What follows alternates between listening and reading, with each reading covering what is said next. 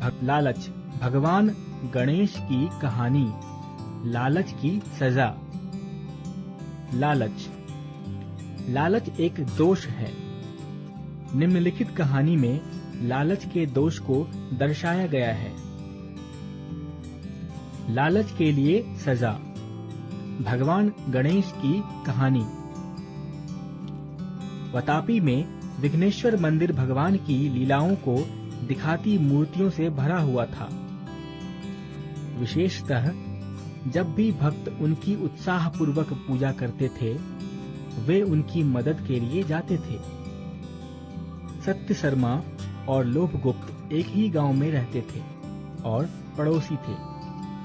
लोभगुप्त का वास्तविक नाम लभगुप्त था, पर लोग उसके लालचीपन के कारण उसे लोभगुप्त पुकारने लगे थे और उसका यही नाम पड़ गया।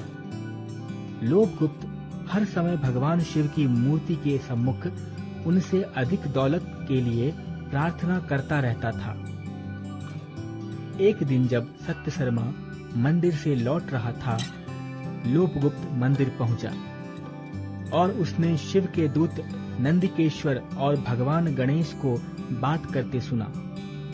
नंदिकेश्वर भगवान से पूछता है कि हे विघ्नेश्वर, आप जानते हैं कि आपका भक्त सत्य शर्मा जीवन में कितनी कठिनाइयों का सामना कर रहा है।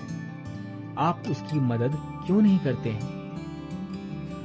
विघ्नेश्वर ने कहा, ठीक है नंदी, आज शाम तक उसे 1000 रुपये मिल जाएंगे। लोभगुप्त कुछ क्षण मूर्खों की तरह खड़ा हुआ नंदी और विघ्नेश्वर की मूर्तियों के बीच हुई वार्ता सुनता रहा। कुछ समय भगवान शिव की उपासना करने के बाद उसे धन कमाने की युक्ति सूझी। वह सत्य शर्मा के घर गया। उसने उससे कहा, मैं जानता हूँ तुम धन संबंधी परेशानियों से गुजर रहे हो। मैं तुम्हें 500 रुपये देता हूँ। जब शाम को तुम्हारे पास पैसे आ जाएं, तो तुम मुझे लौटा देना। क्योंकि सत्य शर्मा अपनी बेटी का विवाह करने के लिए बहुत उत्सुक था और लड़के के माता पिता जेवरात खरीदने के लिए धन मांग रहे थे, सत्य शर्मा ने कहा, ठीक है, मैं पैसे रख लेता हूँ, पर मैं शाम तक कहीं से पैसे आने की आशा नहीं करता कि मैं तुम्हें लौटा सकूं। लोभगुप्त ने थोड़े आत्मविश्वास के साथ कहा, तुम उसकी चिंता मत करो, आखिर हम दोस्त हैं। मैं जानता हूँ कि समय आने पर तुम भी मेरी मदद करोगे। उसने फिर सत्य शर्मा को 500 रुपये दिए और चला गया। जैसे ही लोभगुप्त को ज्ञात हुआ कि सत्य शर्मा तक पैसे पहुंचने का कोई साधन नहीं है,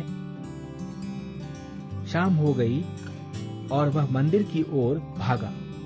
वह भगवान विघ्नेश्वर की सूंड पकड़कर आराधना करने लगा, हे भगवान, कृपा करें कि सत्य शर्मा को 1000 रुपये मिल जाएं। अचानक उसे आभास हुआ कि उसका हाथ सूंड में फंस गया है। उसे दर्द होने लगा है। लोभगुप्त ने चिल्लाना शुरू कर दिया। फिर उसने भगवान की प्रतिमा से आवाज निकलती सुनी, वादा करो कि तुम स्वयं ही सत्य शर्मा को 1000 रुपये दोगे, तभी मैं तुम्हें छोड़ूंगा। लोभगुप्त ने दूसरे हाथ से अपना माथा पीटते हुए कहा, यह क्या अन्याय है? मैं तो पहले ही उसे 500 रुपये दे चुका हूँ। फिर आवाज सुनाई देती है, तो तुम उसे 500 रुपये देकर उससे 1000 रुपये हड़पना चाहते थे? इतना लालच!